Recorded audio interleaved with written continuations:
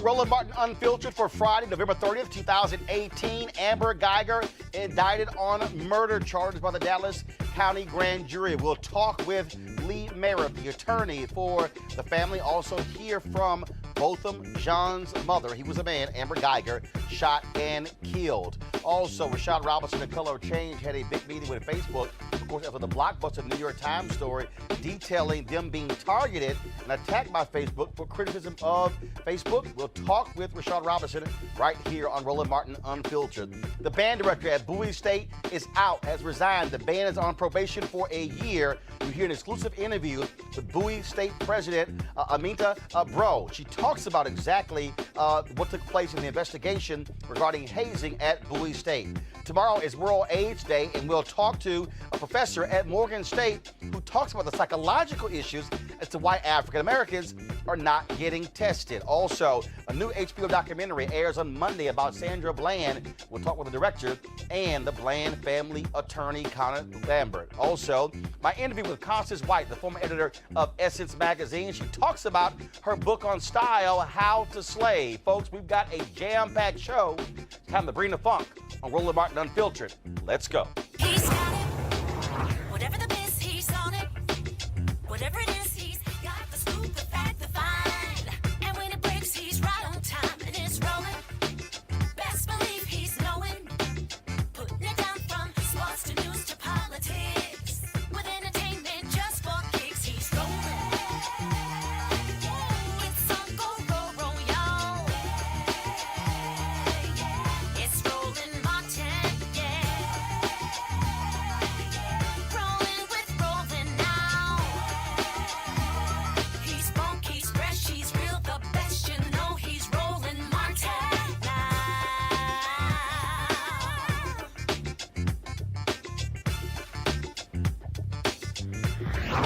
Martin. Amber Geiger, the Dallas police officer who shot and killed Botham Jean, charged with murder. That decision came down today by the Dallas County Grand Jury. Here is Faith Johnson, the Dallas County DA, announcing that decision. Today, the Dallas County Grand Jury has returned an indictment against Amber Geiger. We were determined to present to this grand jury all of the facts and to clarify for them the law so that they could make the decision they thought was right and just on behalf of Botham Jean. The family of Botham Jean, they were on hand today as Faith Johnson made that announcement. Here is the mother of Botham Jean, Allison. I am indeed satisfied with the indictment for murder of Amber Geiger because I truly believe that she inflicted tremendous evil on my son. He didn't deserve it. He was seated in his own apartment. He felt safe in that apartment, and he was violated by her coming in and murdering him. So from the very start, I knew that she murdered him, and I was not satisfied at the manslaughter charge. I look forward to the next step, which is a conviction of murder of Amber Geiger, and more so of a penalty, the proper penalty that will cause her to reflect on what she has done and the pain that she has caused, not only my son, but my family, my church, my country. So I'm depending on you to continue to rally with us as we seek continued justice for him. Thank you. All right, folks, joining us right now is the attorney for the Botham Jean family, Lee Merritt. Lee, glad to have you back on Roland Martin Unfiltered. First and foremost, just your reaction to this decision by the grand jury to indict Amber Geiger. And is it a murder charge or is it murder and manslaughter? Please explain. Well, Daryl, Ben, and I, we thought that it was appropriate for the murder charge, and just to answer your question, it is in fact a murder charge, to go forward. The reason for the confusion is because the Texas Rangers recommended a charge for manslaughter. The grand jury had to do something exceptional, which was reject the charge from the Rangers, which was the wrong charge to begin with, and come to the independent determination that they believed the facts supported the charge for murder. They were supported in that conclusion by the presentation put together by the district attorney, Faith Johnson, and her team, but they had to go out of their way to overturn, essentially, what was recommended to them by the Texas Rangers. We knew it was the right thing from the beginning. Just a quick distinction, when the difference between murder and manslaughter is what's going on in her mind at the time she pulled the trigger. As you know, a manslaughter charge means that it was either a reckless or unintentional action. And for murder, she had to intend to point her gun at a person and pull the trigger. And we know, even from what she's testified, that when she went into that apartment and she saw both of them in his apartment, she made the decision, according to her own affidavits, to first give commands and then pull the trigger. That what she described in her own words is murder.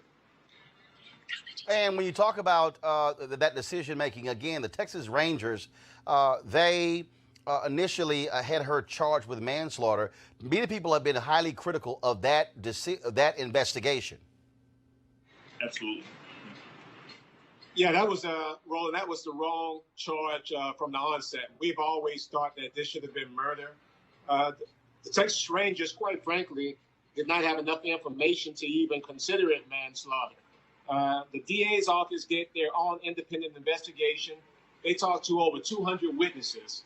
So it was always clear that based on the evidence, this officer intended to kill both of them on that night, and we knew that murder was the only appropriate charge.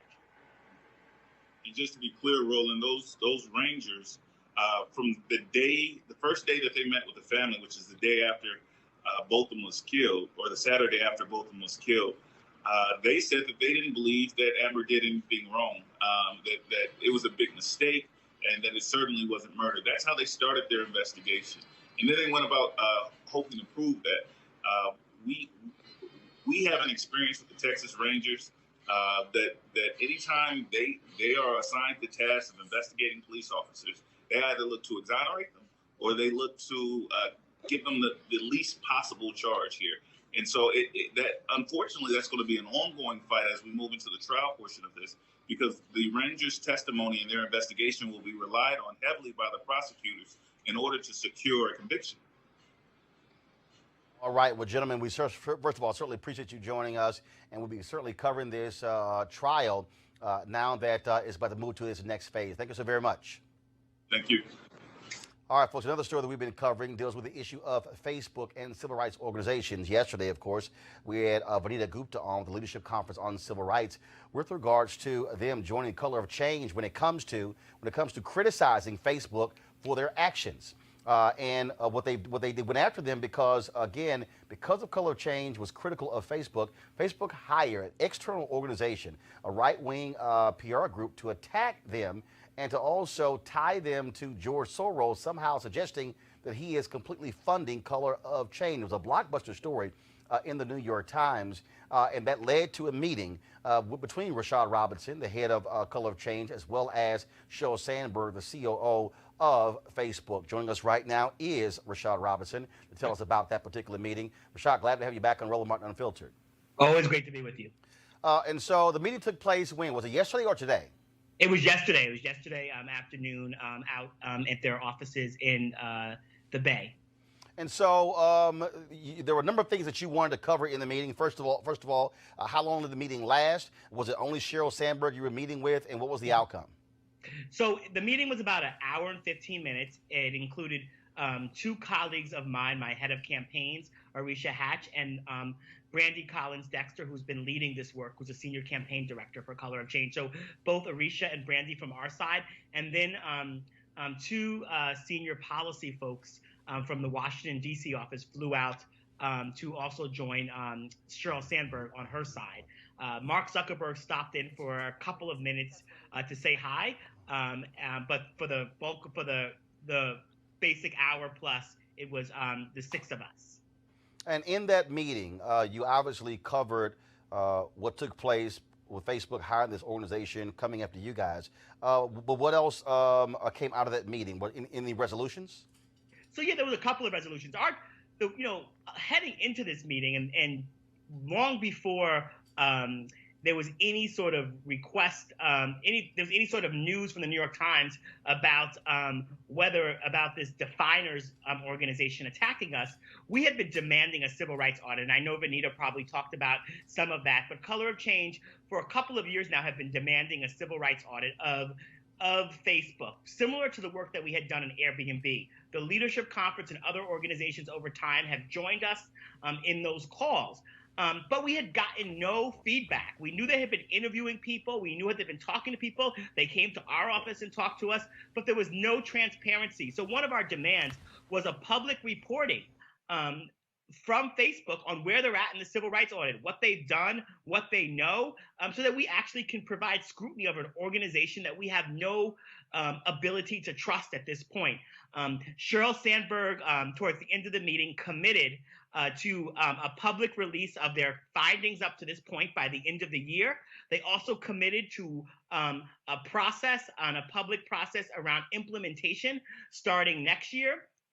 They also committed to ongoing work around sort of continuing the audit with the recognition that these problems didn't happen overnight and they won't be solved overnight. Those were the pieces that we walked away feeling good about, or feeling like we're at least making some progress. And again, initially they were refusing to release that audit, correct? Not only were they refusing to release the audit, they were giving us any information about where they were at. They were basically like having all these conversations and saying, "Don't worry, trust us." And even when we got into the meeting, they didn't start the meeting off by saying, "Hey, here's what we're going to do." We really pressed them that there was no way that we could sort of keep engaging at a level of trust unless we had something released publicly. And so we got the commitment that by the end of the year, Facebook will do a public release of where they're at in the audit. And, that was one of the pieces that felt positive. However, Roland, there were a number of pieces that still are of deep concern, everything from the issues you're dealing with to the ways in which they have attacked us.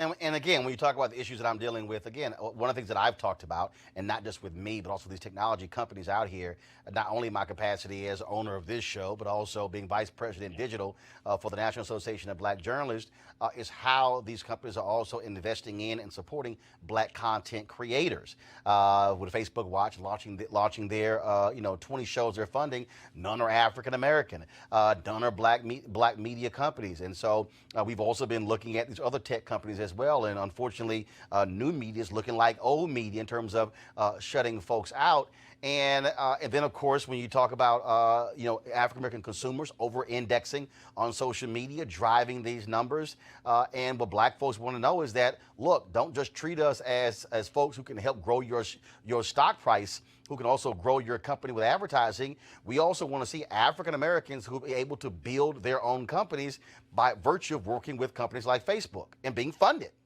This is one of the largest communications platforms the world has ever seen, and one of the most powerful corporations. And the innovation has the potential to bring us into the future, but their policies and practices are in some ways driving us into a past where we lose some of the things that we already won and fought for. One of the things that we really focused on with Sheryl was this sort of false dichotomy that sort of is at the heart of some of the problems at Facebook, that they kind of put this idea of like fighting and hoping that conservatives don't feel like they're being attacked on the same level as civil rights. And so they almost see like when you're talking about something that's black or women or Latino or LGBT, that's liberal and it's left, and it all is instead of this like left bucket, which is not accurate. And that goes to sort of all the ways in which they have, every time they bring up questions around voter suppression, they also talk about voter fraud, and they did that when they were doing their war room. over and over again, part of the problem is that this company doesn't completely and fully understand civil rights. And so while I felt like we had a really good meeting with Cheryl in that we really pressed that, we really sort of pushed that moment, this has to trickle down throughout the whole organization. And so this is not whether or not Cheryl or Mark are good people or bad people. That's not my job to figure that out or get into their heads.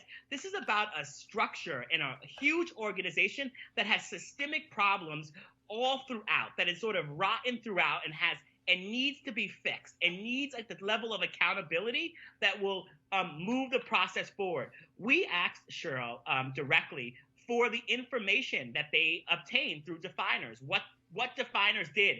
And I asked for that as the leader of an organization who's been attacked and figuring out what's been put out there in the world and how do I keep my folks safe.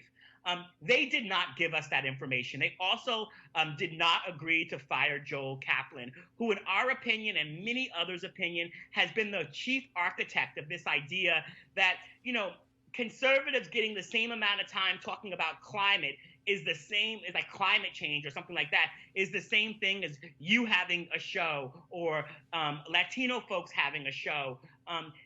It's not the same thing. And trying to help them not put sort of Black people's ability to be heard and counted and visible as just as politics.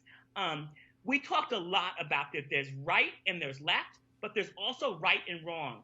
And the systemic exclusion of Black people from the employee base of the corporation to how they engage consultants and other folks to how they treat media individuals like yourself. All of this speaks to the reasons why we called for the civil rights audit in the first place, to bring sunlight, transparency, and visibility to these problems. Because if we are not, as a civil rights community, holding institutions like Facebook accountable, who will come to our organizations and offer us checks and say nice things to us or show up to our events, but their actual real power is about ensuring that our people have the ability to use this platform to build their businesses, to earn a living, and to speak their mind in our democracy. And those are the things that we have to fight for, and we have to be unapologetic in it. And so we made really clear demands. We got some of the things we wanted. When we came out of that meeting, we talked to the press very clearly about the things that we didn't want. And we're continuing to press. We're continuing to talk to investors. We're continuing to talk to folks in the regulatory community like the FTC. We're continuing to talk to people on Capitol Hill like Senator Booker and Senator Warner and others. And we will continue to talk to the folks at Facebook who, know that they now have to talk to us and they have to deal with us. And they recognize that when we come to the table, that we're coming to the table with clear demands and we expect clear results. And I think I need people to understand. I'm watching our people who are commenting as we speak right now on Periscope and watching them on these different platforms. And this is what I don't think they quite understand. Is that by eMarketer predicted in 2018, Google and Facebook will capture nearly 48% of new U.S. digital advertising spending. I've seen some reports where they put it around even 70%. That means two companies literally are grabbing those dollars.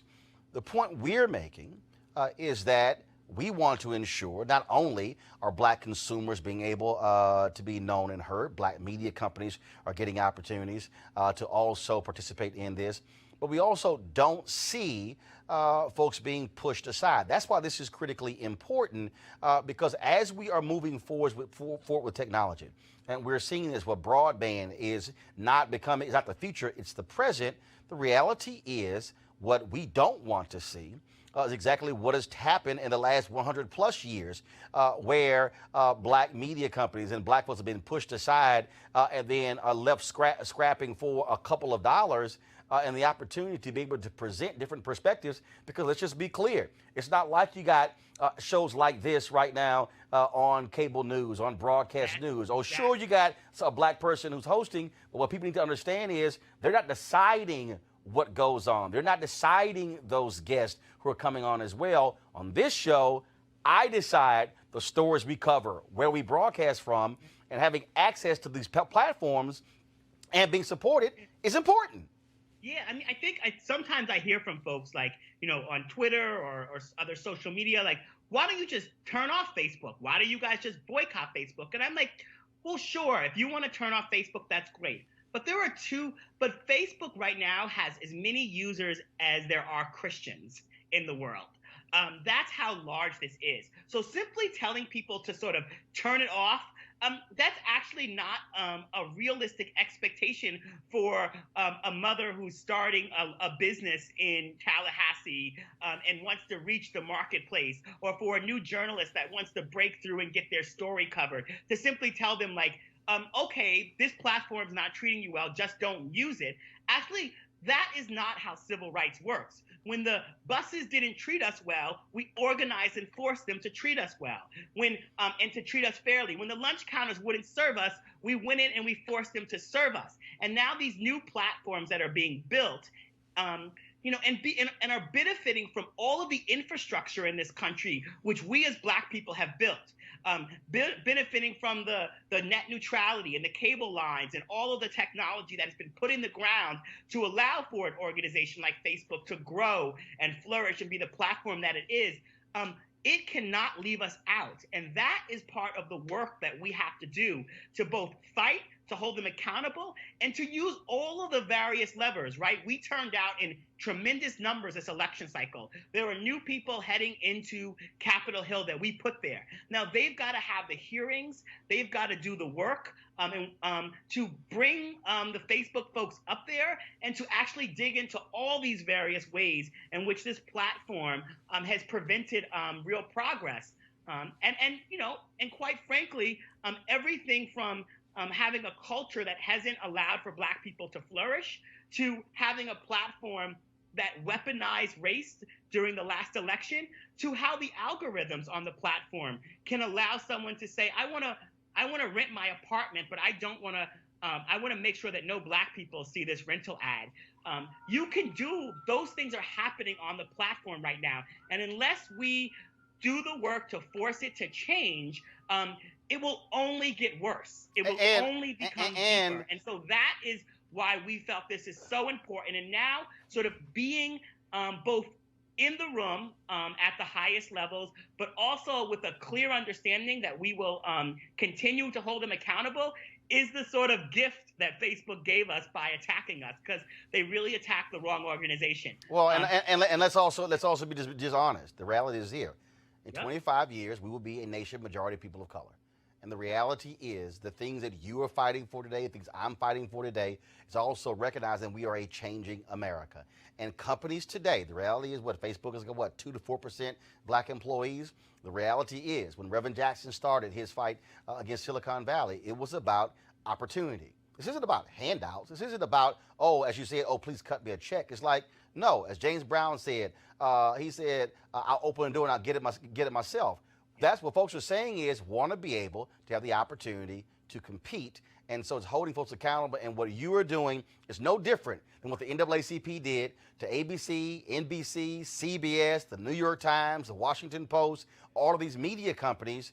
It's the exact same thing. It's simply a new day.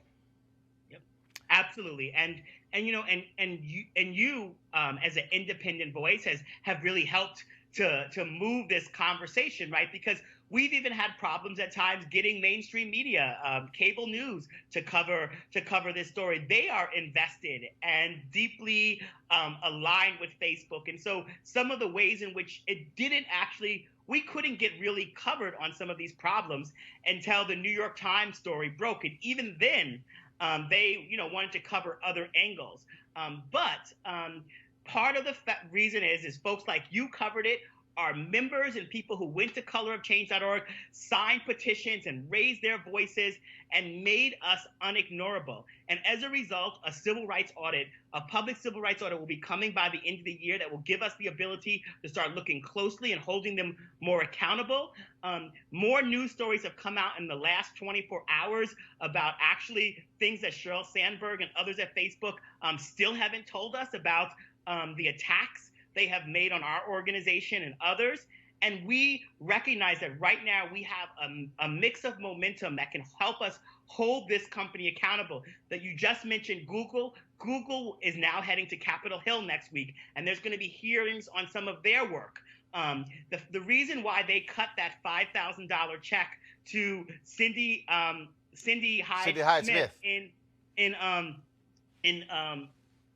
Mississippi, Yep. even after she made that comment about lynching, right? And first claimed that they didn't know that she made the comment, which is rich that Google didn't use Google, right? The reason why these companies are behaving this way is because they are trying to avoid some of the things that are happening in Europe with antitrust, where they're being hit with these fines because they are actually monopolies, and because and the way monopolies behave is they can cut people out the way that they are doing to you. They can do whatever they want because they've cut out the competition. And so what they are trying to do is avoid that. And they're giving money to both sides. They're giving money to the Democrats and they're giving money to the Republicans. And they think it's all the same. And they think they can just play both sides. And that's also why we need independent voices like you, but we also need independent voices like Color of Change who don't take money from them. Because otherwise what we end up with is this situation where Facebook has decided that they've gotten everyone where they want them and they're going to keep doing what they've always done. All right, Rashad Robinson, Color Change. We appreciate it, man. Thanks a lot. Always appreciate you. All right, folks, let's now cover a story happening close to us here in D.C. At Bowie State, where the president today made a huge announcement dealing with the issue of hazing. Earlier, an exclusive interview with Dr. Aminta Bro, who is the president of Bowie State. Folks, earlier this month, Bowie State announced they were investigating hazing allegations involving their band. Well, now they are releasing those results. Joining us right now is Dr. Aminta Bro. She's the president of Bowie State University. Dr. Bro, glad to have you on Roland Martin Unfiltered. We've had to deal with hazing all across this country. We remember what happened at Florida State when the drum major there died as a result. We've seen this at predominantly white institutions as well. And so now you've had to now deal with this at your campus. What's the result of that investigation?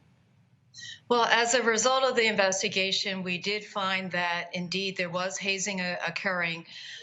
We also uncovered a document that the students know as their constitution that lays out the parameters for hazing to occur.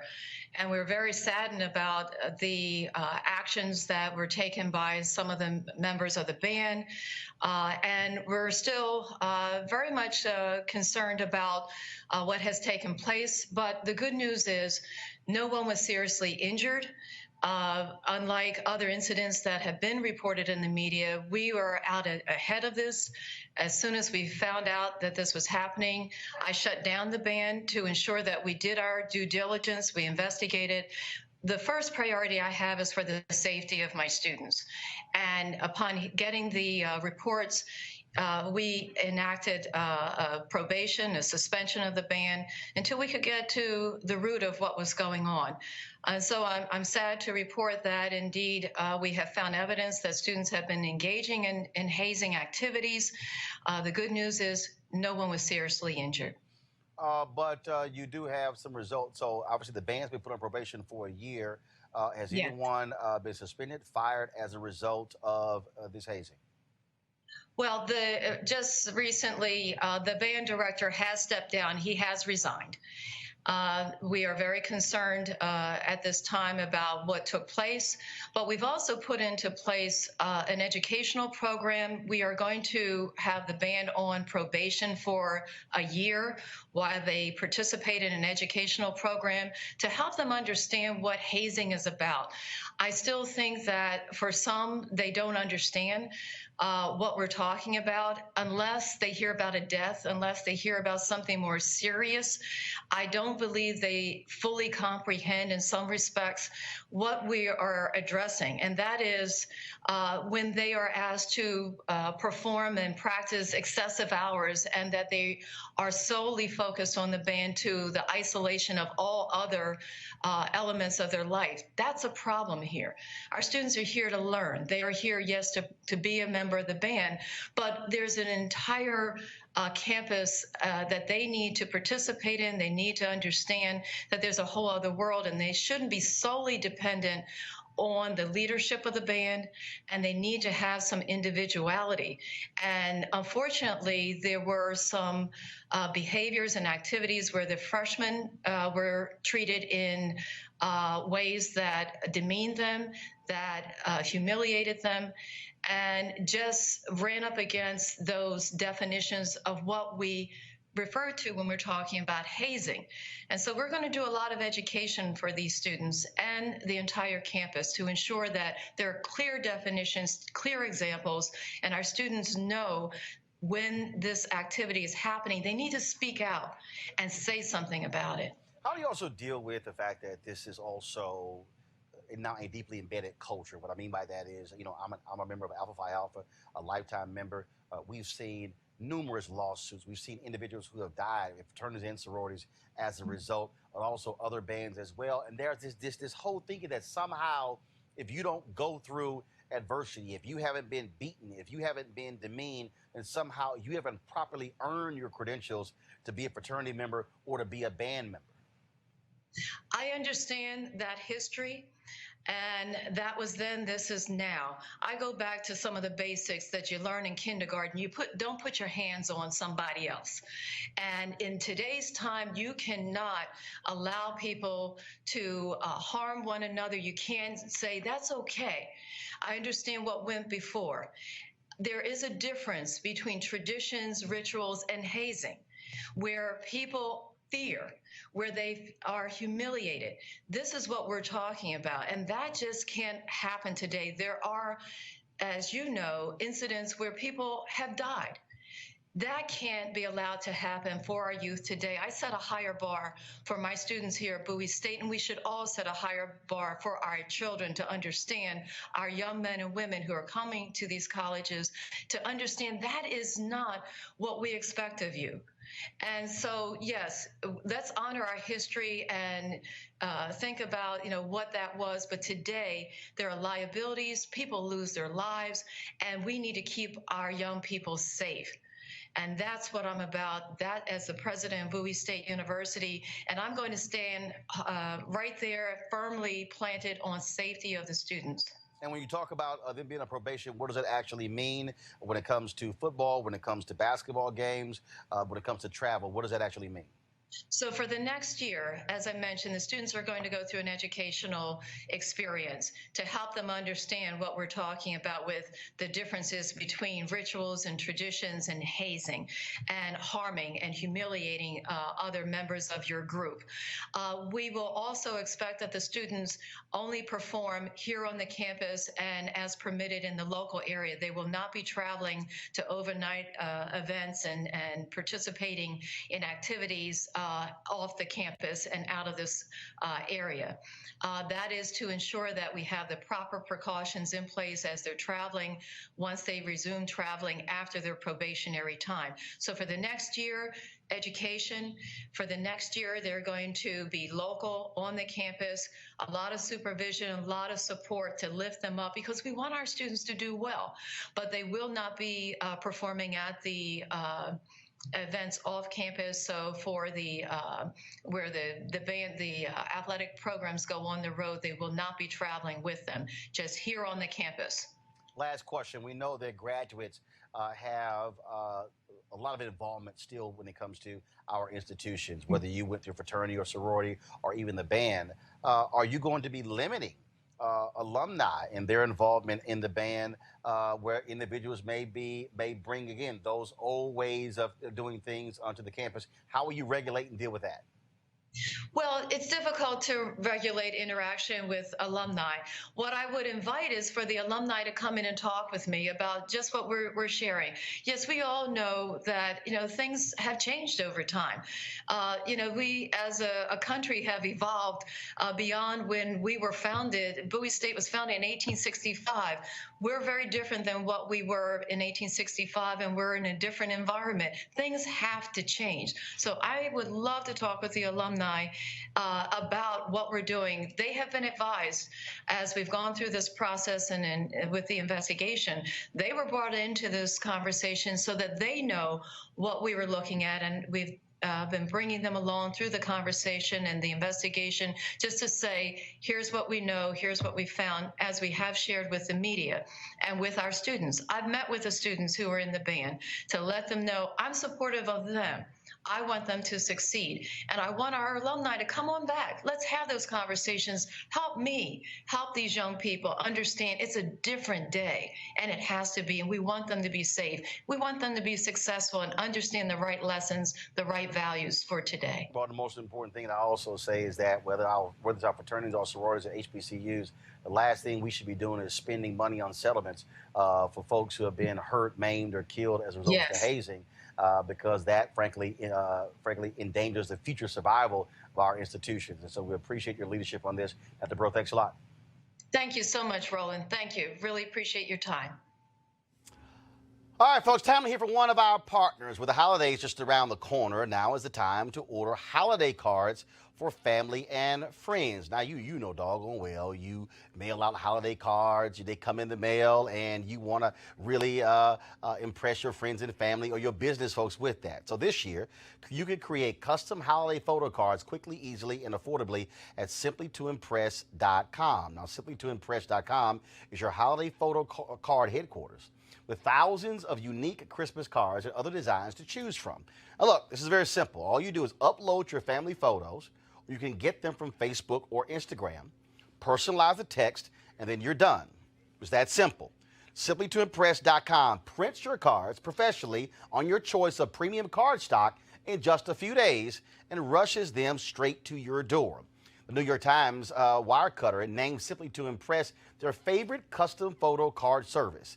Simply to Impress even offers foil cards and hundreds of great holiday card designs for your business as well. Now look, if you place your order today, you'll save 30% and get free shipping.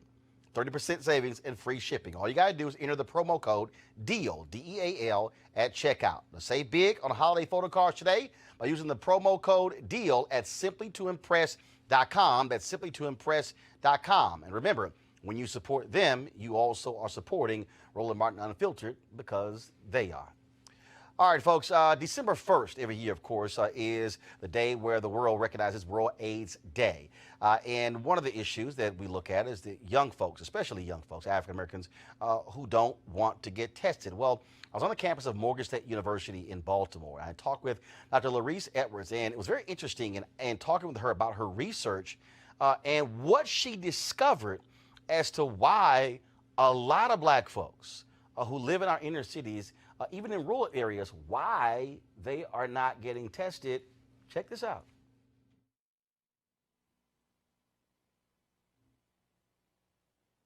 Research is basically focused on sexual health and health in general. And I received quite a bit of funding from the government to do a program. And I know for me, I grew up at a time, and you probably did too, where HIV wasn't even around. Mm-hmm. And now that it is, I found out through various innovative ways of stipends and honorariums to get young people to be more cognizant of their sexual health and acquiring HIV and different sexually transmitted infections. And it didn't work. They weren't getting tested. So I want to know why. Why aren't you being tested? I mean, somebody give you a $50 card, gift card, this, that, and the other, trying to make it more appeasing, putting it in your lap, and it's still not happening. And I found out through a few years of research what are really the primary threats for young kids. And it's pretty sad. It really bothers me that young people today fear excessive police force. They are concerned about community violence and exposure to community violence. They're concerned about the environments that they live in, that they live, work, pray, and play in, the conditions of those environments. They're concerned, and even some of the college kids are concerned about food insecurity and housing insecurity. So that is why I've landed where I am now, working with structural determinants of health as well as social determinants of health, because every kid deserves a good future. So it's interesting that you were focusing on sexual health in this very broad way, Yes. and then all of a sudden said, "Hold up, this is another." Right. Because again, there are people out there who are because if you say HIV/AIDS researcher, well, folks might automatically be thinking, well, that's actually okay. You're in a laboratory, you're looking for a cure, or you're thinking of that. So you're really dealing with the mental aspect The behavioral of what is aspects. blocking somebody from Yes. getting the information, getting and being more aware. Yes, and that's how we came up with the perceived risk hierarchy theory, because everybody has a risk portfolio. Say it again. The what? Perceived risk. Got it. Hierarchy theory. Got it. Basically, that says the youth and young adults, they prioritize risk, and is for them being confronted by a police officer, being exposed to excessive community violence, gunshots. So those are on the high end of. They are on the high end. And this is considered to be on the low end. Basically, I had a young man tell me, you want me to be tested for something that I may or may not ever acquire, but my real risk is getting home safe, making sure that I'm not in a crossfire, that nobody tries to rob me and shoot or stab me. Those things are more likely to happen to me than acquiring HIV. So when he said that, did you go, wow? I mean, was it? Yeah. So I always ask this question of book authors and others. I say, Yeah. what was your wow moment? Mine. And you like, what was that wow? My whoa. Got it. My whoa was like, I can't use that word on this show, but I was like, Actually, you can. I was like, shit, are you serious? And that's how I came up with the title of my article, None of Us Will Get Out of Here Alive. Because kids, young adults, and youth told me that getting home safely, coming from the movies safely, getting to and from work safely is more of a priority for them than anything else. And the thing that bothers me most about that, Mr. Martin, is that those things get in the way of their ability to remember, to recall, and to learn. Because if you're going to sit in school all day and figure out and navigate how you get home safely, you're not listening and you're not absorbing what's being taught. So that's the part that I'm invested in. And then we got to include historical trauma, the role that historical trauma plays, the role that epigenetics play, cumulative, community, assault, and then adverse childhood experiences. We have to do something about education in this country for black kids. And if we don't, that's why they're going to continue to build detention centers and jails. They're not doing anything about the schools. There was an article in the last week, Afro-American paper here in Maryland, talking about heating the schools, making sure that the schools have heat so that kids can come to school. We shouldn't be talking about that. Which is very basic. That's a basic need. If you live in a place where it's cold as hell, you want to have heat. Yeah, but we're not. There's so much income inequalities, and if you can't get a job, where do you divert to? See, that's what's interesting, because whenever this conversation about HIV/AIDS, STDs, or even extended to breast cancer, prostate cancer, colon cancer, whatever, anything that requires folks actually to have to get checked for it. And then I can even expand this thing when we talk about people go, well, how hard is it for you to get a voter ID? So then when you start walking people through, it's like, no, this is what you don't quite understand. In your world, this is very simple. This is, look, you get an ID, or you go to the doctor and then you get a checkup. But then it's this whole swath of people who that is deemed, that's abnormal. That's just not a regular part of my life. And I think it truly exposes haves and have-nots. People don't really understand what folks are just going through that is totally different than your experience. Yes. And if you go back to the Kerner report. 2 Americas, 1 white, 1 black. Yeah. 50th anniversary this year. Yep. Yes. I mean, conditions now are worse than they were in 1968. It's just unacceptable. And the people who are really being hit the most and suffer the most are children, the poverty line among children. Even in college, people, I told a colleague today, as I was getting out of my car to come here, there was somebody standing by me. I was in my trunk and I felt somebody, and I said, "Can I help you? What's wrong?" And he said, it was a student. He said, "Do you have any spare change?" So it's a different world, and it's a different world for young people. Which might explain when it was a few years ago when the CDC came out with a report talking about the increase of HIV/AIDS on historically black campuses in the South, and folks are like, "Okay, I don't understand your college students," not realizing everything that you just laid out. Like, yeah, you might be at college, but it does not mean you having money sent from home for food and for different things along those lines. And so all those things that you left your neighborhood, you actually brought a lot of that with you. Sure. When you get to the campus. Yeah, sometimes you do. And then you have to also look at the structure of the campus. You know, like, campuses have a lot of students who are from the community, and they commute. So a lot of times they bring the community with them, or they go back to the community. So it's something that we all have to be mindful when we want students and young people to be successful, because they should have a successful life. So when I'll ask you this, so when it comes to you again studying why folks don't get tested, I guess what jumped to mind was Dorothy Cotton. Her job was with Dr. King and SCLC, was citizenship education training. You couldn't join the SCLC without going through the training.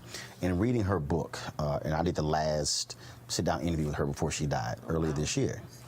What was interesting is when she said, we brought them in, we assessed where they were mentally, and then had to determine what we need to reprogram to send them out. I've used this phrase a lot when I talk about, I look at our black cable networks, I look at our black sites. We're inundated with entertainment, comedy shows and reality shows, and virtually no news and information. And I keep saying, we have to reprogram Black America. That there has to be a reprogramming. And folks go, dude, that sounds crazy. I'm like, no. And listening to you, that's what I'm hearing. The same thing is like, in order to deal with these realities of what we're facing. The real reality. The shows are not the real reality. The real reality is the plight that black people make in certain communities to live and make it from day to day. And for students to try to come to campus to increase their knowledge and a skill level so that they can be marketable outside of the campus. These are the things that we have to deal with. I mean, it's just mind-boggling how some things don't get addressed as they should, and how we are deflected in other areas. Those are the real things. And sometimes we just take a whole lot for granted. But yeah, we need to do some reprogramming, some relearning, and as my pastor would say, quicker than yesterday and sooner than right now.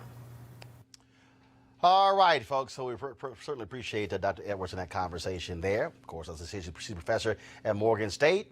So what the heck? This is going to be our HBCU Giving Day School. Roll it.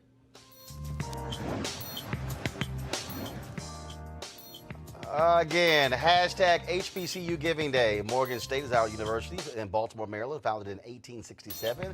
Famous graduates include Kwesi Mfume, former head of the NAACP, former member of Congress, also Earl Graves Sr., founder of Black Enterprise, the playwright David E. Talbert, and of course Wilson Good, the mayor of Philadelphia. To support Morgan, go to www.morgan.edu.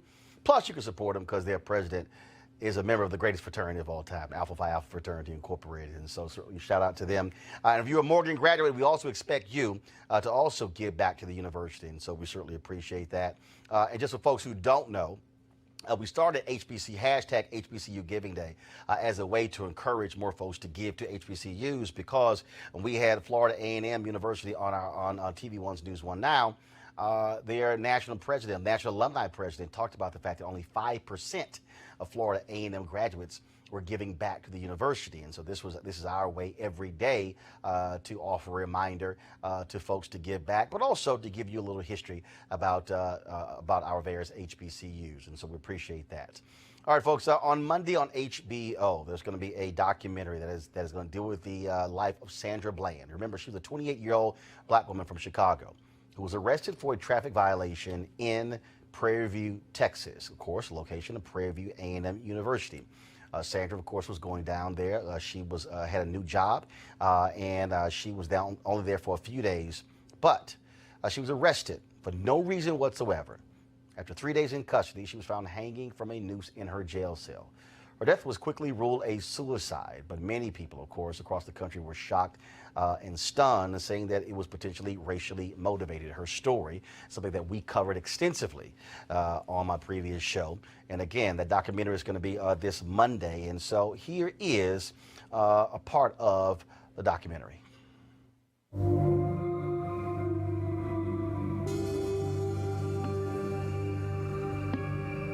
Sandy called me on July 11th to let me know that she had been arrested.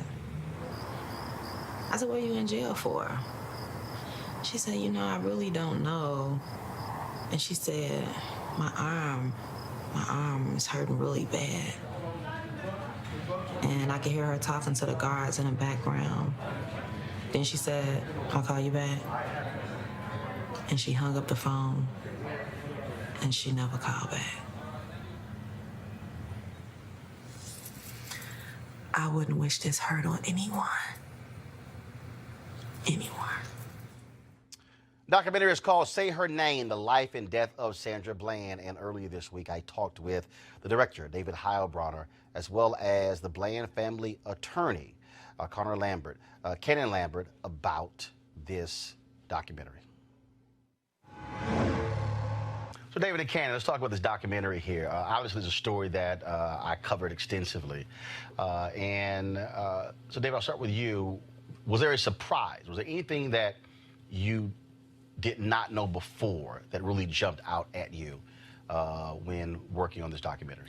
Yeah, I mean, the big thing that jumped out at me was Sandra Bland herself. You know, I got to know who she was as a person, because going in, I knew what everybody knew. I knew about the dash cam. I knew about the really suspicious circumstances surrounding her hanging, the police attempt to slander her, but I didn't get a feeling for her character until I dug into her Sandy Speaks videos, until I got to know her family. And that was really what inspired me and my wife and co-director Kate, you know, made us really feel like there was an important story to tell, that there was someone behind this statistic about one more, you know, black death at the hands of the police. This person was someone that history had to remember. She was amazing. Kenan, when you think about this story and how it developed, and then when people begin to see those videos, to see someone recording videos, sharing their thoughts, their innermost feelings about police stops and things along those lines, and then all of a sudden her becoming, in essence, a story and others doing their own videos about her, quite eerie. It is so prophetic. It is extremely eerie. If somebody can be that powerful, that strong, and it can happen to her, I think that's what resonates with everybody. We understand that it could happen to anybody. And that's what drives so many people in their interest in seeing better. And that's what she calls for in the documentary. I mean, she calls for better. She calls for us to step up. She calls for us to take our seat at the table and do something as opposed to sit on your hands. One of the things that was, as we were reporting on the story, probably maybe it was a week or so after she died, when her sister posted a photo, because we'd actually met. I spoke at a women's expo in Chicago, and then when she posted the photo, I mean, so I remembered the scenario, because she's a very tall woman. Yeah. And then when I met her mother at the Congressional Black Caucus, we did an interview with her mother, and her mother said, oh my God, she absolutely loved watching your show, and she always said she was going to be on your show one day. And for her to get to be on the show in this way was just crazy. Yeah, I mean, I've thought a lot about what's happened, what this film might do to Sandy's legacy. In fact, what her story has done. It's this terrible irony that here's a woman who had so much to contribute, who did these video blogs that, you know, a handful of people had seen, and she had to die in jail, you know, to become a national figure. She would be smiling now if she were looking down on it, because this is what you wanted. I don't know if she wanted this to be the way she got there. You know. Ken, I've studied that videotape, and to this day, why did that trooper stop her? Well, I mean, I think that's the question that so many of us have. He didn't have basis. And you know that because you can look at his own words. He didn't know what to arrest her for. She says in the video, "Why? I'm not under arrest. You don't have a right." And then he says, "You are under arrest." And she says, "For what?" And you see him later looking and talking to his supervisor, trying to figure out what she's under arrest for. See, most people, when they play the videotape, they pick up on the videotape either two places.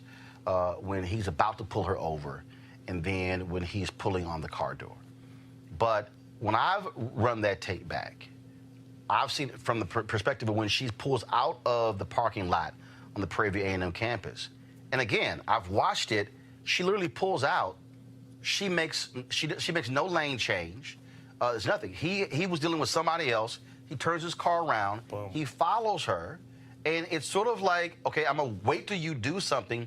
Then he still pulls her over, and again, I'm going. Yeah, man. There was nothing there to even be pulled over. But see, I would go so far as to say he did things to help and to create the situation. Oh, absolutely. He rushes up on her and then forces her to get over for the purposes of getting out of his way, and she even says so. And I think that's the broader issue, right? The broader issue is that you can be driving your car, anybody, black, white, Asian, Hispanic, whatever, and minding your own business, and then get stopped by the police and then subjected to something that can go woefully wrong. And you know, you ask yourself, why did this situation serve as a rallying cry? And I think it served as a rallying cry for a myriad of reasons. But it really has to do with the fact that we can all see ourselves in Sandy. In this documentary that was done, one of the things that's most impressive to me and the way that they put it together is that they let Sandy speak. And she does so in an eloquent way. David, you have police officers who understand they have complete authority. Yeah. And he knew, again, if you study that videotape, if you just watch it, and he knows that he is agitating her. He knows that he is provoking her. And then he knows exactly. This is not like somebody who was smoking in her car and then she turns and blows a cigarette in his face. Yeah. When he says, "Put the cigarette out," and she says no, he knew by being an officer that even if it's an unlawful command, the law says you have to obey. Yeah. You know, people talk about that. I mean, everyone's looked at that stop, 6 ways to Sunday. What a lot of people say about it is that, well, if Sandy had just behaved herself and shut up, but, they're not really looking at it very carefully because that's just what she did. She gets stopped. He says, license and registration. She gives him license and registration. 5 minutes pass. He comes back. He says, here you go. She doesn't say anything. Then he says, you look irritated. Right. And she says, well, I am. Well, yes. Then she tells why, and she stops talking. Time passes. He goes, are you done? Now, yes. When my wife and I have an argument, if either of us says, are you done? In that tone. It's over, man. Everybody knows what that tone is. What it means. And he knew exactly what he was doing. Yeah. And then she says, she's still keeping her cool. She goes, yeah, I'm done. You asked me what was wrong. I told you. More time passes. She's still not doing anything. So when people say, why didn't she just shut up and behave? She did, and this guy just kept coming at her. Right. Coming at her. And then finally, he goes, she said, put the cigarette out. And then she says, why do I have to? She didn't say no. She says, why do I have to put it out? And that's when he pulls the car out. Boom. By the way, the other part of it is that people talk about her cursing. She didn't start cursing until he pulled her out of the car after pointing a taser at her. He slapped her face. Well, he did that too. Yeah. He did that too. And I think the documentary makes that clear too. There's a lot of things about this piece that was done that really help people understand the totality of the situation. It's one of the reasons why I think it's so important that people watch the film. And then also the issue of cash bonds. Yeah. Because it was interesting to me the number of people who kept saying, well, my goodness, they just couldn't find the $500. Look, there are a lot of people in this country who, if something happens, just can't go grab $500. And by the way, if you're in one state and you've got to go 4 states down to get to the person you're trying to get to, that's a problem. It's difficult to do. And it was a day and a half. It wasn't a long period of time that we're talking about. It wasn't like they were non-responsive. They were responsive. And so, again, the thing that I really feel that we need to pull out of this is that there's a broader narrative that we have to make sure that we stay focused on, because there's a conversation to have. We've got to have a conversation about what it is to de-escalate. These questions you're asking about the video speak directly to de-escalation, right, and the need to have de-escalation. If you don't have de-escalation, then what do you have? You have chaos. And what we saw out on that road was chaos, and the chaos leads to people losing their lives. Again, folks, the documentary, Say Her Name, is going to be airing on HBO on Monday, so we certainly hope you tune in and watch that, and our thoughts and prayers go out to the family of Sandra Bland. All right, folks, last night on TNT, all across the NBA, they were honoring Craig Sager, of course, the longtime reporter, sideline reporter who lost a battle with cancer. Anybody who knew Craig Sager knew he wore the most outlandish clothes that even Judge Craig Strong in Detroit would not be seen wearing. That's the inside joke for my frat brother. So last night, and I caught this online. I saw it, and as a matter of fact, I was just texting Charles Barkley about this. And so last night on NBA TNT, all the studio analysts, Shaquille O'Neal, Charles Barkley, Kenny Smith, they were all wearing clothes to honor Craig Sager. And this happened. And we welcome you to TNT NBA Tip-Off presented by Auto Trader. Damn. No, that's damn. That's solid. That's solid, Sager. That's solid too. Yeah, I like that. That's solid too. And Scott, where'd you get that idea from, kid? Well, Roland Martin. He was royalty, so Craig Sager was royalty. My man, Mr. I like that look. Now, see that? See, and so I saw it, and I sent Kenny a text, and I was like, "Really, Kenny? You could now everybody know I'm the Ascot King. Everybody know. And I got a turtleneck on right now, but everybody know I'm the Ascot King. In fact, I'm the leader of #Ascot Nation. That's why when y'all see Charles Woodson on Monday Night Football on ESPN rocking the Ascot, he know where it came from. But how Kenny gonna sit here and then didn't want to give a brother any credit? But see, thank goodness my man Charles Barkley was there, showing me some love and correcting Kenny, saying exactly where he got it from. So everybody know that's the deal. And so that's how we roll. And so Kenny, stop hating and go ahead and give a brother some credit for inspiring you to wear the ascot. And if you want, I'll send you one from my line, because you know that's how I roll. And so Chuck, I appreciate that, brother. Thank you so very much. All right, folks, and see, that plays right into our next story. Of course, it's always about when you are black, it's about having some style. And of course, this summer when I was in New York, I had a chance to sit down with my girl Constance White. She's the former editor of Essence magazine, and she has her book out. It is called How to Slay, Inspiration from the Queens and Kings of Black Style. And yeah, Kenny, don't be a hater. You know when it comes to the ascot, I'm one of the kings of style. And so, folks, here's our conversation with Constance White. I certainly hope you guys have a great weekend. I'm going to see you Sunday in Indianapolis for our School Choice is the Black Choice conversation at the Indianapolis Public Library.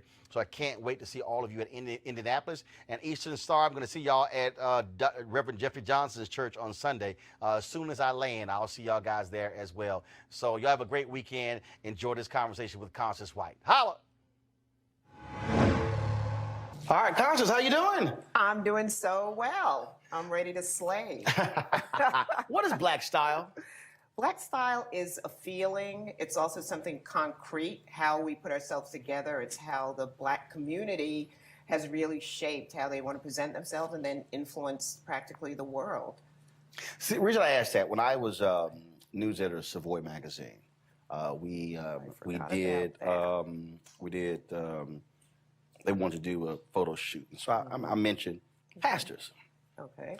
And I remember I was going back and forth with the folks there because the fashion people, they were like, well, you know, the way these preachers dress, that's not fashion. I said, okay. I said, let me help you out. I said, black people are not sitting here focused on what somebody's wearing on the runway.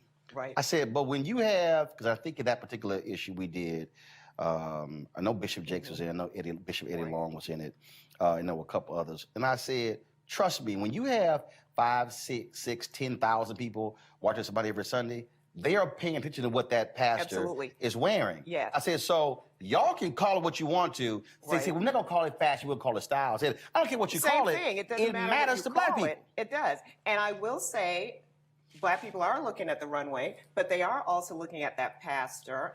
And not only is it 600 to 6,000, 10,000 people, and it's going to have an impact, but also it's aspirational. When you see your pastor in church, you're looking at, okay, so this is what, you know, success looks like. This is what a leader looks like. This is what a good man looks like. So that has great impact. And it is style, and there is a style to both men and women and our Sunday best, how we put ourselves together. And, Absolutely. and the reason it was we were going back and forth on it because I was trying to get them to understand that Black folks, we don't conform to someone else's standard of what they consider to be stylish or consider to be fashionable. No, we've always did our own thing, and everybody else said, "Oh, we like that." We like that, and we're going to adapt it, and we can repackage it and sell it, and all of that too. And that's one of the things that I hope that How to Slay shows, is it shows how we're so creative. The impact and the fertility in our communities around style. And I think a big part of it is because of what you said, because we don't need to conform to what's outside. And sometimes you're making something from nothing, which is always a place to come from, to be extremely creative. And another time it's about, you know what, this is who I am. I think a lot of it has to do, the reason that the Black community is such an incredible fountain of inspiration and style for the rest of the world is because a lot of the time we're saying, well, you know what, this is how I want to put myself out there. And it's very individual, it's very original. Also, I think it's a matter of also when you begin to put stuff together. If you don't have much, your whole deal is like, okay, that's what I got. So let's see what I can put together and make this thing work. And so all of a sudden, when it comes together, folks are like, oh, how'd you do all of that? Oh, wow, that's right. I just threw something together. I mean, but the creativity comes out in that whole process. Absolutely. And the other thing is, Black style, we care about how we look. We care about how we put ourselves together. And whether it's something very casual, pants falling off the butt, or it's something very formal, like the pastor, your Sunday church, we care about how we look, you know, for better or worse. Now, in this book, you didn't focus just on celebrities. No. It was a mix, and also it's not all contemporary. You wanted to be able to sort of give this wide range of Black folks. Yes. So there are the celebrities, but it definitely, in my process, definitely did not start, or end for that matter, with celebrities. I was really looking at where are the places that Black people have made an impact, and how can I show that in a visual way. And what I would often come upon are some photographs of a celebrity, but more often than not, even as we know, the celebrity is looking at the everyday person who he or she grew up with, or, you know, they're looking at their sister, or they're looking at the person who they thought was really stylish next door. So there are a lot of people who are not necessarily famous in any way at all, but are just epitomes of great style. And also, you look at these photos, folks from the motherland, in terms of these vivid, rich colors in these different outfits. Also, I think was also interesting. Yes, thank you. There's a historic perspective, and then there's taking it back to Mother Africa historically, as well as contemporary outfits. And right now, the impact of things like Holland cloth and turbans is huge around the world. And, you know, here in America, we see, you know, you go to Brooklyn and you probably look at some outfits and you wonder, like, okay, is that person from Brooklyn, or are they from Ghana or Liberia, or where? It's such an intermingling and such an influence. So when Black Panther, when they had the screening, yes, and they asked folks to wear African royal attire, what I thought would be interesting is when I saw all these different outfits, right, I just started laughing because I made my first visit to Africa when I went to Accra, Ghana in 2008. Okay. And even before that, there were a number of different African outfits I had. And I've gone to places and then Black folks are going, man, what do you have on? And I go, well, this is African royal attire. I'll wear that, whether it's a CBC dinner or whatever, because sometimes I got 5 tuxedos, but I don't want to wear them. Right. And the thing that I would tell people is I can wear this anywhere. So I found it interesting when they did that, folks were like, "Oh my God, this is amazing! All of these colors." And I'm sitting here going, You didn't know we've been doing that this, kind of right. like a while." and what I also tell, I'm hopeful that African Americans will then, whether it's the Golden Globes or the Oscars or others, will say, "Wait a minute, we don't only have to wear this to the Black Panther premiere. Let's wear this. Let's rock this." Let's wear this. And there are two important points that you made. One, which I believe are illustrated in the book. Number one is we've been doing this. Like, this is part of the Black history and culture, and at any point you can make it modern and contemporary, or at any point you can wear it as something, a historic reference. And it's there. It's there for the taking. It's very powerful. Number two, would someone think about, oh, I can, wear this to the Oscars and wear it on the red carpet? This is one of the reasons that Lupita Nyong'o is so popular and has really touched and been felt by a lot of women around the world, across the board, but especially Black women, because she does bring it. She's like reaching back to her culture, her African culture, and bringing the hairstyles and the looks. And that's also a way that she's made herself very original, right? And you take notice of her. Do you also encourage folks to not give a damn what other people think? Because what happens is a lot of times folks will I remember Mark Lamont Hill and I, we were messing around, and we were at NABJ, this was 2013. Right. And I got Journalist of the Year. Congratulations. And, well, again. thank you very much. And I had this red, black, and white feather pocket square. Yeah. And he said, "Oh man, I couldn't wear that." And I said, "Well, first, I don't dress for any dudes, so I'm fine." I'm like, and so he. Do you see where I say something like that in the book too? Do you see where I talk a little bit about that too, like dressing, women historically dressing for men, and then men dressing for women? And I'm just like, but I was trying to get him to understand is, I don't care what somebody else's think. When I put it on, I like it. I feel good. I'm not trying to impress you. And I think also when you talk about this individuality, it's about what makes you feel good. If you walk out that door and you feel good, I don't care if you don't like the feather pocket square. Somebody will. Somebody will like it, beginning with you. Right. And I think that's important.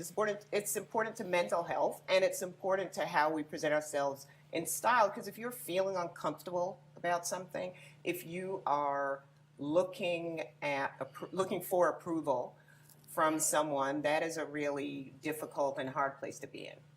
That's why for me, so if we're going out, they always say, tell a guy, don't be honest if your wife or your woman asks you, how does it look? I said, no, I'm real honest. I don't like it. Or clothes don't work. But then does she change because you don't like it? No, my whole deal, I said, look, you wearing it. But my deal is, don't ask me for my opinion. But I will say this here. I think one of my nieces did this. We were going somewhere, and he was constantly pulling. I said, you got to take it off. Yeah. I said, because the rest of the night, that's what you're going to be doing. Right. Because you're so self-conscious about it. If you're self-conscious about something, my deal is take it off, put on something that makes you comfortable, and go. And because the rest of the night, you're jacked up because you're self-conscious the whole night. Yes. Can't have fun. That can't work. You've got to be comfortable in your clothes, just like you're comfortable in your own skin. And looking for approval is not the same thing as dressing appropriately, right? So you may say, okay, I'm going to the office, right? Or I'm going for an interview, or I have an important meeting today. And I think it's quite acceptable and is wise to think about what's appropriate to what you're trying to do, right? How are you trying to make an impact? What would you say to a young man or a young woman, and they're trying to find their way, and they're so caught up in this idea of what their peers are saying about what they're wearing? Because that could stunt somebody's creativity right there. Okay, I don't want to take any chances. I'm just going to just fall in line with everybody else. What would you tell them? I would tell them, first of all, think about yourself. Think about what appeals to you, think about what you feel comfortable in, and start there. Now, it's also not helpful to deny the fact that, because you did say young, right? So you can't really deny the fact of biologically what happens when we become teenagers and peer pressure starts to set in. So no one wants to have their peers laugh at them, but you know what? Sometimes that's okay. And I think that's something to communicate, that sometimes someone's laughing at you because they're insecure because of the problems they're having internally or when they go home. And you can't buy into that. You have to I tell them to go to hell. What? I tell them to go to hell. You tell them that that's what they should tell the person. No, that's what I did. Yeah, when you were there, literally, right, you told them to go to hell. I didn't give a damn what they thought. Because I rarely wore jeans, and to this day, if you ever see me in jeans, I guarantee you, I will have cowboy boots on. That's Okay. But I will never. You will never see me in jeans without cowboy boots. Yeah. I just don't. I don't wear jeans. I just don't like it. Okay. And so oftentimes I wore slacks. Might wear ties, whatever to school. Right. And folks like, oh my God, laughing at me. I'm like, okay, you know, I don't care what y'all think. Right. I mean, literally, I was in the junior high school. I think you have to didn't care. you have to arm kids. You said kids. We as adults, we want to help them, of course, and you want to arm them with language, with weaponry. Because if you just say, oh, don't pay attention to, you know, what Jane is saying or what Laquan is saying, or kind of leaves them in a place like, okay, don't pay attention. But then you're in the heat of the moment and what should I do? I think you have to arm them, like you're saying, with what do I say? What's the language? What do I look? Yes, think about, how do I look? Like, yes, think about what your body language is and so on too, but you want to give them some language, a script, because a lot of times, you know, and psychologists have borne this out, that a lot of times you want to know what exactly to say. So yeah, that's fair and helpful if you say go to hell, or you say, you know, I don't care what you think, even if they're not feeling it, you know, at least they have something to say. So how about this here? So when it comes to style, when it comes to, as you say, how to slay, what do you say to folks to not get caught up in rampant commercialism? Understanding, I mean, you know, First Lady Michelle Obama, there was some outfit she wore, and they would say, that's a $40 outfit? Oh my God, what is she doing? It looks like $1 million. Right, and because I think what happens is we also have been raised or sort of bred to think that, oh no, the most expensive, that's what you go for. And you have these people who are killing themselves when you can put together the unbelievable outfit. It's not costing you an arm and a leg. Right, right. You know, I think there are a couple of things. When you think about, it goes back to what we were talking about with regard to what do you tell young people? It's the same thing with adults. Like, where are you getting your sense of self from? Is it coming from internal strength, which you are born with? We're all born okay, right? And we're all, you know, children of the Most High, and we're okay. Or are you coming from a place of, I get my strength from outside, what people say I am, you know, how people view me, what people think of me. And so it begins there, you know, and that's deep, but it's not all that hard if you focus on it. But if you just go around sort of unwoke and you don't see all the things that are impacting you, yes, that's going to be a tough road to hoe. So it begins there. The second part of it is practically saying, listen, hey, you can have style. Money doesn't equate with style. There are people in this world who have tons of money, right? And no style. I was in Chicago. That was this guy. We won't tell any names. You're not no. First of all, I completely forgot his name. Yeah. And we were talking, and so he had asked me where I get my suits from, and I said, I buy them from here. And he, you don't get yours tailored? I said, no. And so he says, oh, well, my suits are $2,000, and my shirts are $200, and my shoes are $500. He's going on and on and on.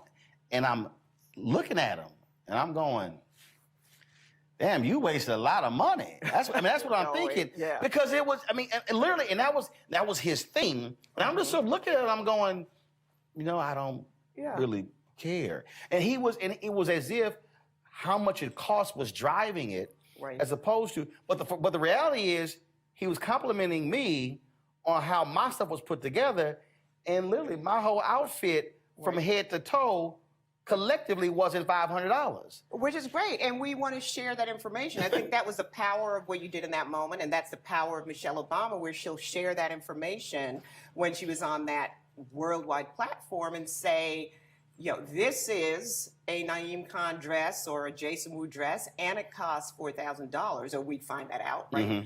But at the same time, she was afraid to say, this is a $50 dress, right? And this is a little brooch I put on it. And I think that was really empowering for all of us, for across the board, black and white, but particularly for black women, to say that.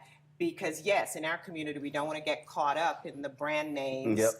and saying, and also, here's a really, really important point.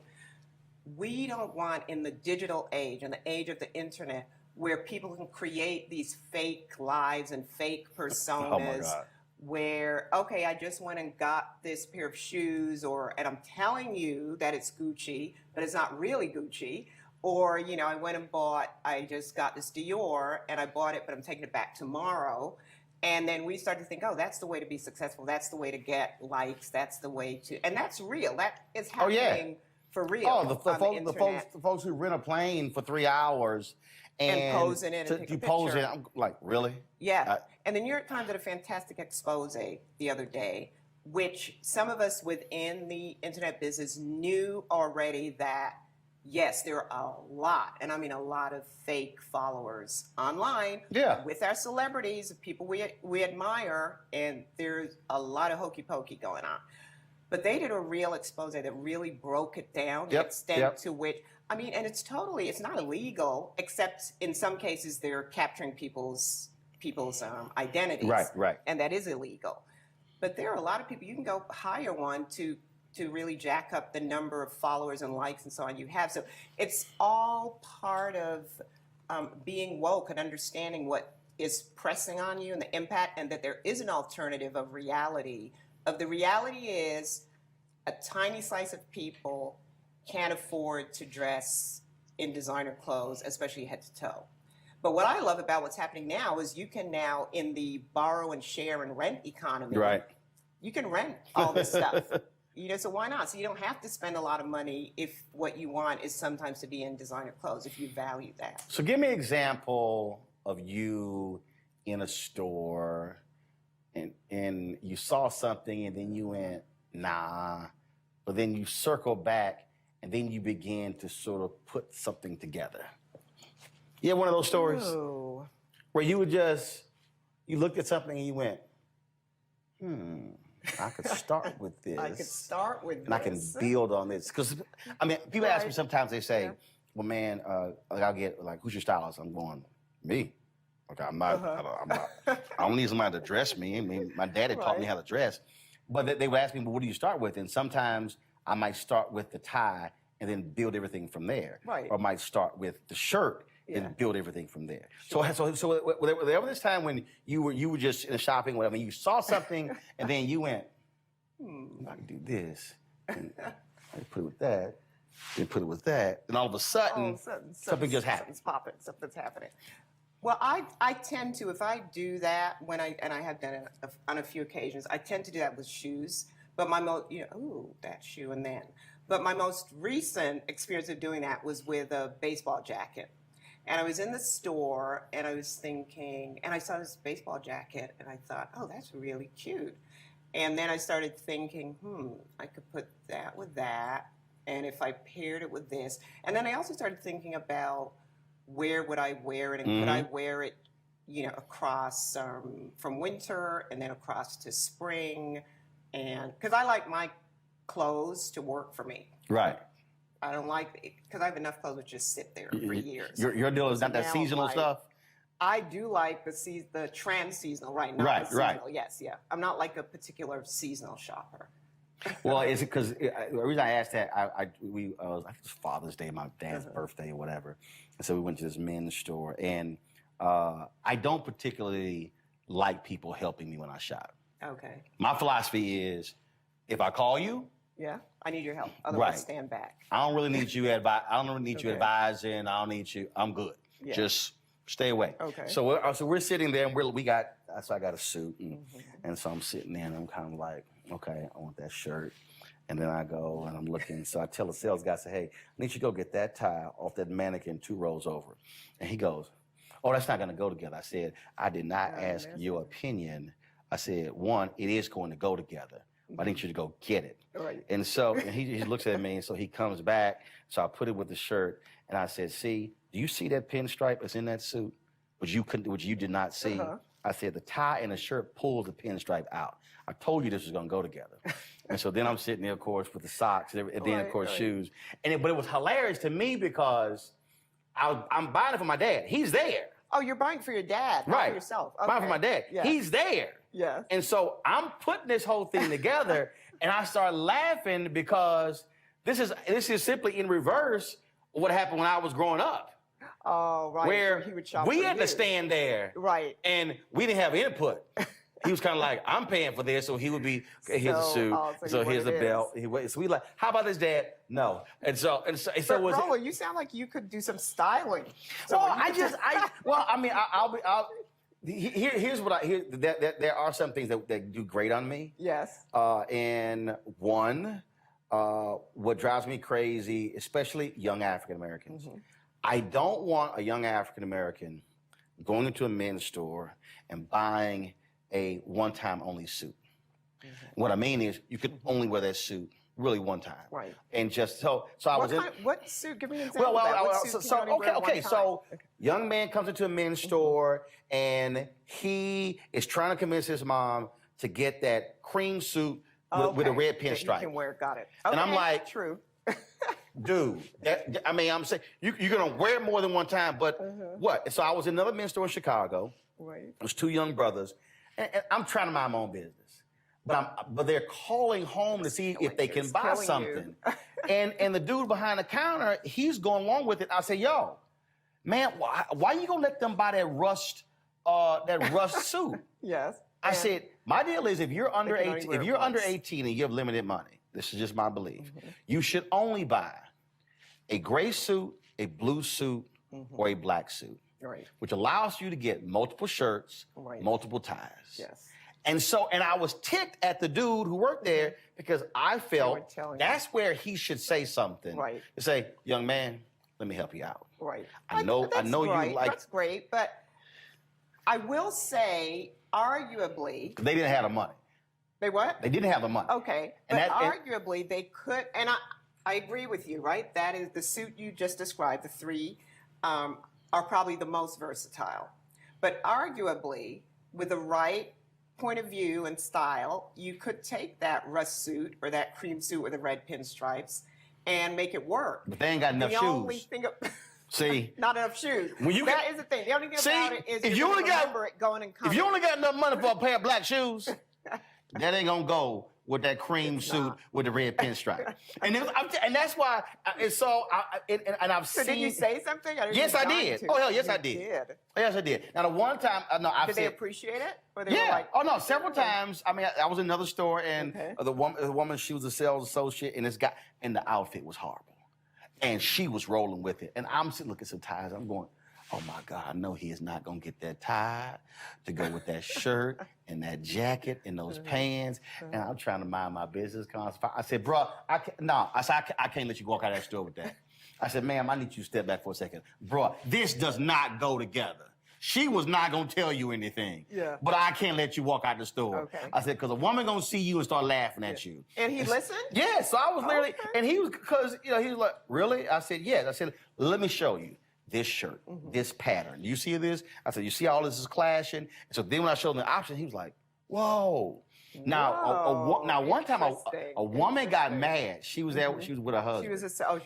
And you started talking. And I'm minding my business buying a shirt.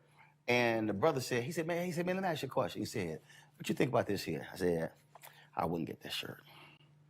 And he was like, what? It was like a brown suit. It was for Easter. Right. I said, you really should get a blue shirt.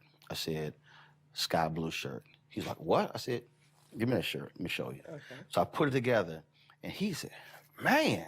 That's great. She was mad. Why? Because she didn't put it together. Oh. She was. Traditionally, women do most of the shopping. Well, I ain't done it. See, my daddy. That's changing a bit, but it's still very powerful. Probably like at this point, 50, No, 50. she was really. She was upset. She was upset. Yeah. And the brother and I. Then I also told him. I said, bro, do me a favor. I said, you under 65. You cannot wear the pocket square, that's the same pattern as your tie. That's a personal thing of mine. My philosophy, if you're 65 or older, you can wear that pocket square and match the tie. I said, go with a solid color. Oh, it was so funny. We have another, and I just want to say, though we can't see it on camera, what Roland's wearing today with his blue, which you can see on camera. I love that pleated. I don't know if the camera picks that up. This is a Shabori pocket square. Pocket square. So I saw. And then the blue. Oh yeah, cowboy I gotta boots, wear which the are blue eel. Blue Gotta wear the blue eel eel. cowboy Gotta wear the boots. blue Those eel. are- So I mean, you know. no, don't put them on my book. No, I didn't put it on the book. But I you put it on right the here. coffee table. I put it on the coffee table. Pretty fabulous. I didn't put it on the book. Oh, great. Leave it up there. We need to put it next to, leave it up there, because those are how to slay. Okay, so here we go. There's a picture. Yeah. There you go. Fabulous. I will wear cowboy boots with suits. And I like that. That's personal. That's like part of that, like personal Then I'm style, from Texas right? too. Yeah, so, from you know, Texas. so then again, I don't care. Culturally, and you know. Right. Yeah, I always work. So I got to ask you this here. Yes. Lots of kids in here. Mm-hmm. And so I love the black and white.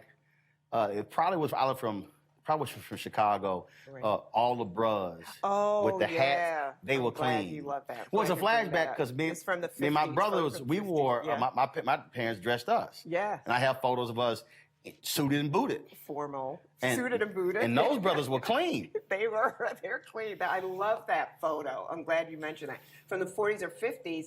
And then the way we put it together with the art director is when you turn the page, so first you see like 4 or 5 little boys, right? And then and as you said, they're like definitely clean, slayed, everything. And then you turn the page and you see these 3 grown men. Also, you see the love and camaraderie between them. And they're dressed and they're sharp. I think you'd approve, right? And it's Future, Jay-Z, and DJ Khaled. Now I got to ask you this. So I love that juxtaposition. What is it you don't like when you go out, you see folks got on stuff? And I see. So when you see, you go, like, I'm I don't fine. have strong reactions Yes, you like do. that. Yes, you do. I You know you. don't. Like you mentioned earlier, the pants hanging off. I'm fine with the pants kind of hanging off. All right, I'm not You trying got to me. see You your got ass. me. Okay. I'm like, especially the other day, this brother, he was holding up. It was Okay. nailing down to his thighs, and Right. I'm like, you know, if you just pull the pants up and tighten the belt, You said that to him? you ain't got to carry it. I'm just saying. He's in the store. He's literally shopping, and he's got one. And he had one he's hand. holding up, and he's trying to put it in the back. You know you can use 2 hands. What are you You saying? can use nothing. But I'm like, Probably like- you can use 2 hands. Okay, you got me there. So here's what I don't like. I don't have a big problem Right.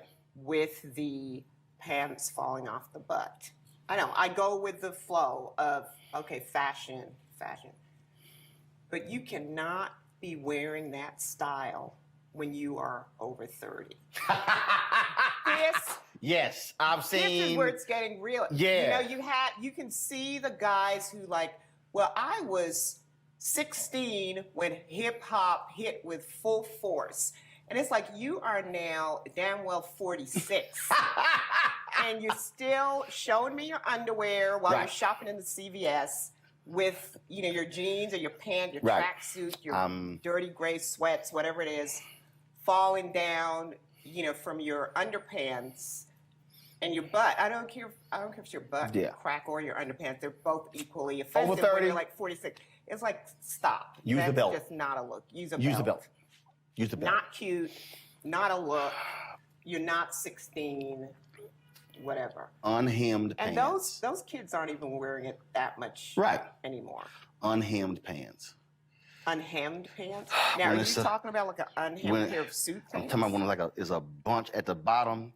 Okay, that they didn't cut it and fit it. That really bothers you? No, because you're going. You do know it's like it's it's cuddled. gathered. It's like your legs are stacked. I feel more empathy with that. I feel like that is a role. No, okay, now I'm not blowing smoke here I got in it. any direction with what I'm about to say. I'm just saying you really have a future in, no, I'm serious, I'm so serious as a judge, you know, a book, and then the whole 9 yards, the book, the website, and if you want to buy it, you can like license it with someone or whatever. If you want to purchase, you can purchase too. Because you really, like you talked about the puddle, some guys just don't know. I feel more empathy than anything else. So, especially and then young also guys. you think, right, young guys, and then also, yes, especially young guys, because also they didn't grow up in the community where there was a tailor down the block or in the house next door, et cetera. So there's also this disconnect between, well, even if I do know, how much is it going to cost me to go get these pants cut in half? Not a lot, but you don't necessarily know that or know. If they're still growing, important. I understand. One shoe 20, let me holler at you. 8 and 8, 6 and 6. Get them pants hem. Cuff, no cuff, take your pick. And look, for me, look, my dad was blue collar, worked at Amtrak, but he dressed. Yeah. And we dressed. And so in terms of, you know, it doesn't really matter I think in the black community, it doesn't really matter what your station is in life in terms of education. He got or dressed your to job go or grocery your shopping. income. Yeah, I think, you know, we respect dressing up and looking good. Right, looking good. Last thing, the photographer. Tell me about her. Who shot your cover? Oh, Itasia Jordan. She is originally from Massachusetts, has lived in Brooklyn for many years, has an incredible eye, and is such a talent. And she's just incredible. I mean, I don't understand why some of our media haven't, like, scooped her up and made her into a superstar, but she's going to be. She is, like, a great talent. And that's something that underlines that we need to do more of, is nurturing our talent, not only in front of the scenes, like the models and so on, but also behind the scenes. Photographers, stylists, the people who make fashion run. Cool. Where can folks see you, hear you, find you? Oh, they can find me online at official C White and my website, constancecrwhite.com. All right. Always good to see you. Look forward to chatting. You too. I appreciate Mr. it. Style. Keep slaying. Thank you. We're going to keep slaying. Roland and I are going to keep it slaying. Join us. Make sure you're doing it too. There you go.